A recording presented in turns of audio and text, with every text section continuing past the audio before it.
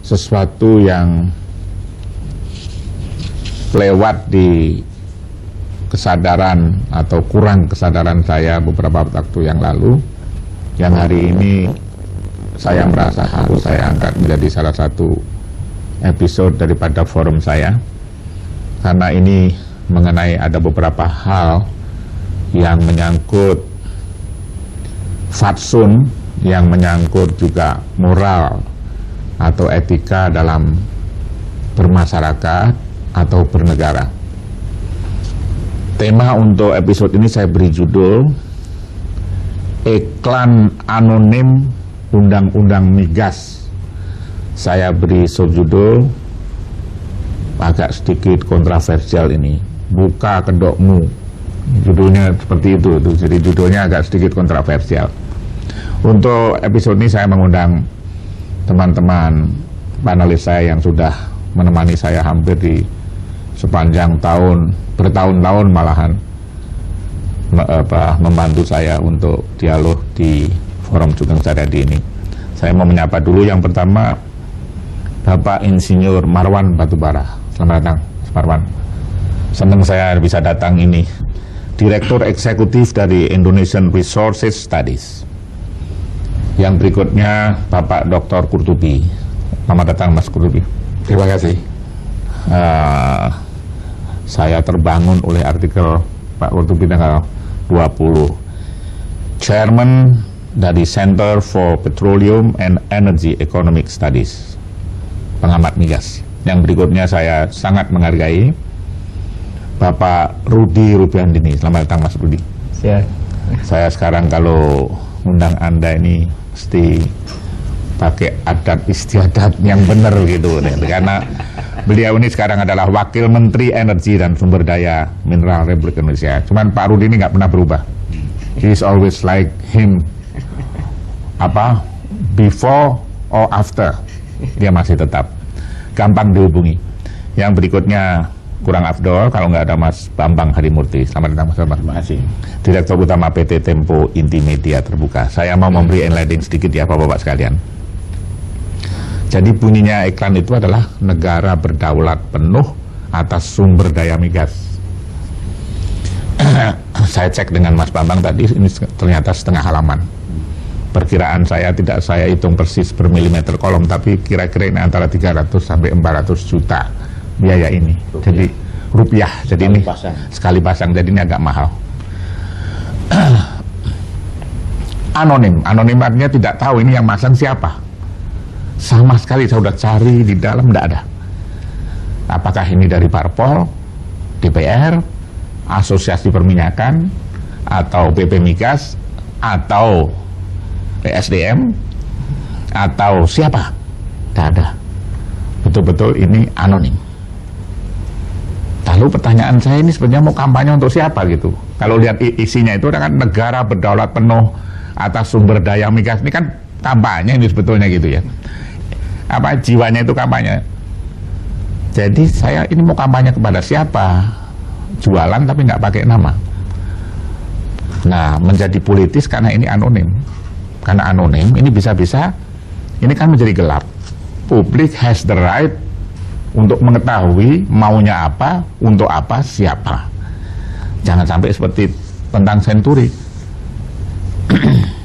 Yang tahu pura-pura nggak tahu. Ini juga barangkali proses ketika membuat undang-undang ini ada yang tahu, mengerti jiwanya, spiritnya, tapi pura-pura tidak tahu. Untuk apa cara-cara seperti ini gitu? Menulis artikel yang jelas atau datang ke DPR mengupas ini dengan para pengamat dan seterusnya. Nah, yang ini nanti closing saja. Yang saya duga siapa orang-orang itu akan saya statement. Tapi saya mau ke mau pemerintah dulu, mau kita dulu. Enaknya ini, Mas Bambang. Tapi saya jaga dia dulu deh ya, biar dengar kita. Mas Qurtubi, ayo go ahead, Mas Qurtubi. Ya, memang iklan-iklan undang-undang migas di berbagai media cetak Jakarta ini, menurut pendapat saya, pertama, secara substansial isinya tidak sepenuhnya benar, bahkan banyak bagian-bagian penting yang justru bertolak belakang, tidak sesuai dengan apa kenyataannya. Itu tentang substansi. Lalu tentang klaim bahwa Undang-Undang Migas ini katanya merupakan produk hasil reformasi 1998. Nah, menurut pendapat saya ini pun amat sangat bertentangan dengan fakta. Sebab kalau diklaim sebagai hasil perjuangan reformasi, seolah-olah ini hasil perjuangan mahasiswa, ya. Tapi pada kenyataannya tidak seperti itu, di mana Undang-Undang Migas ini asalnya adalah RUU Migas yang diajukan pemerintah ke DPR, di mana pemerintah waktu itu mendapatkan tekanan dari IMF karena kita berhutang pada IMF. Lalu IMF lewat letter of intent menginginkan quote unquote memerintahkan kepada pemerintah Republik Indonesia untuk melakukan program liberalisasi migas dengan mengganti Undang-Undang Nomor 8 Tahun 71 dengan RUU Migas. Jadi RUU Migas ini asalnya adalah letter of intent dari IMF. Sama sekali bukan hasil reformasi, perjuangan reformasi para mahasiswa. Beda, hal yang sangat berbeda itu. Lalu substansi isi yang saya pikir nggak tepat, klaim judul tadi itu bahwa negara berdaulat penuh atas sumber daya migas, antara lain diambilkan contoh bahwa negara tetap memiliki minyak dan gas ini di perut bumi maupun di permukaan bumi, bahkan sampai minyak dan gas ini dikirim ke negara tujuan, sebelum sampai di titik serah, dibongkar di pelabuhan tujuannya itu, tetap menjadi milik negara. In case dalam negeri katanya membutuhkan gas itu kapanpun, maka gas, katakanlah LNG yang dikirim keluar yang belum sampai titik serah ini, bisa disuruh balik ke Indonesia karena ini milik negara, negara berdaulat katanya. Nah, klaim ini bagus sekali, Undang-Undang Migas seolah-olah seperti itu. Tetapi faktanya berbicara bahwa negara tidak berdaulat, hilang kedaulatannya justru karena Undang-Undang Migas ini. Konkretnya, contoh, saya ini ikut contoh yang dikemukakan oleh iklan ini. LNG tangguh yang dikembangkan atas dasar Undang-Undang Migas, di mana yang mengembangkan itu adalah British Petroleum, bukan National Oil Company. Lalu dijual murah ke Cina, cuma $3.35 per MMBTU.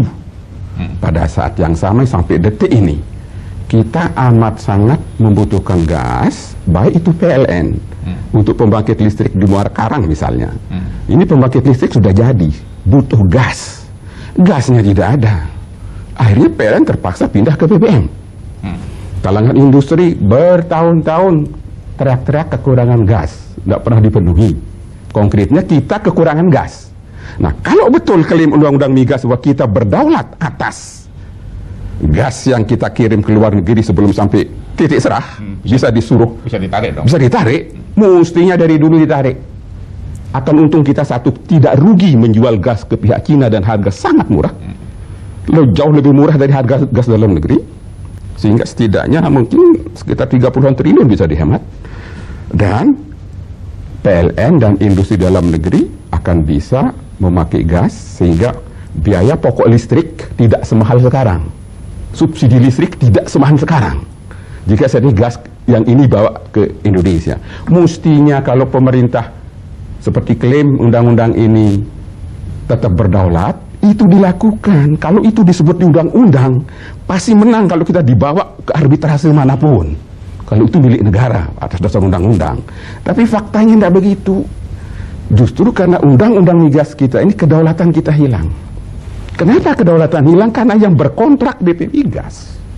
BP Migas mewakili pemerintah. Pemerintah sebagai pemegang kuasa pertambangan membentuk BP Migas. Lalu BP Migas disuruh berkontrak dengan perusahaan asing. Sementara BP Migas ini tidak punya aset, Pak. Aset hanya tergantung Menteri Keuangan berapa setahun dialokasikan untuk sewa gedung dan seterusnya. Dia tidak punya aset. Dia disuruh berkontrak dengan perusahaan minyak yang asetnya besar. Mana mungkin perusahaan minyak mau tanda tangan kontrak dengan BP Migas yang tidak punya aset. Good point. Yang dia lihat oleh perusahaan minyak itulah di belakang BP Migas itu siapa? Pemerintah yang membentuk dia. Pemerintah memegang kuasa pertambangan. Sehingga in case suatu saat terjadi dispute, arbitrase internasional, diputuskan BP Migas kalah, maka semua aset pemerintah yang ada di luar negeri beresiko untuk disita oleh perusahaan asing ini, karena sekali lagi sistem yang kita pakai dalam mengembangkan migas ini sistem B2G yang merugikan bangsa dan negara. Kedaulatan kita hilang di situ. Kalau kedaulatan kita tetap terjaga, dari dulu itu LNG yang ke Cina disuruh balik. Buktinya sampai sekarang nggak ada. Jualnya CIF atau FOB? CIF. Makanya bagaimana kalau CIF mau tarik kembali, nggak mungkin. Ya. Kalau FOB masih mungkin. Ya. Ya. Oke. Katakanlah FOB atau apapun. Kalau betul ini ya, undang-undang. kalau betul undang-undang sebelum keluar dari pelabuhan Indonesia disuruh aja ke Tanjung Priok. Kita sudah punya receiving terminal di Tanjung Priok untuk bisa memanfaatkan gas itu. Lalu bagian-bagian lain juga begitu banyak dari iklan ini yang memutar balik fakta bahwa tidak seperti itu. Alright. Ya, apa namanya sebenarnya undang-undang migas ini. Jadi yang ingin saya katakan, kelihatannya iklan anonim ini akan berusaha merubah visi atau persepsi masyarakat, ya, atau konkretnya sekarang, karena sekarang ini sedang dalam proses judicial review di Mahkamah Konstitusi. Saya pikir ini ada udang di balik batu, maksudnya antara lain ingin mempengaruhi hakim Mahkamah Konstitusi, ya, bahwa undang-undang migas itu benar bagi bangsa negara, tidak merugikan, sehingga judicial review-nya harus ditolak. Kira-kira arahnya ke situ ini. Menurut Anda di belakang ini siapa? Ya pasti yang membela undang-undang migas. Sekelompok kecil orang merasa diuntungkan dengan undang sistem ini, negara dirugikan. Diuntungkannya apa? Banyak sekali, Pak. Lobang-lobang di mana pengelolaan migas dengan dasar undang-undang migas ini negara dirugikan. Minyak dan gas bagian negara yang berasal dari kontraktor tidak bisa dijual oleh BP Migas. Alright. Oke. Itu. Sekarang misalnya blok-blok produksi yang sudah selesai kontrak 30 tahun tidak bisa serta-merta kita ambil alih meskipun kontrak sudah selesai. Karena yang akan mengambil alih di BP Migas yang bukan perusahaan minyak. Bukan perusahaan minyak, sehingga akhirnya dia akan perpanjang atau suluh kontraktor lain. Untung teman kita ini Pak Marwan Batubara melaporkan ke KPK waktu itu pada saat blok West Madura Offshore selesai kontrak, mestinya kembali ke negara 100%. Tapi BP Migas tidak bisa mengoperasikannya, Pak. Dia rekayasa untuk dijual ke kontraktor baru, dua kontraktor. Untung dilaporkan ke KPK, tidak jadi akhirnya. Nanti beliau dia yang bercerita. Jadi ini kerugian negara secara finansial luar biasa dengan sistem ini. Ya, ini yang hendak dibela oleh iklan ini. Saya khawatir kalau Hakim MK membaca ini bisa keputusannya melenceng nanti. Kalau oleh karena harus diluruskan. Belum tentu, Pak.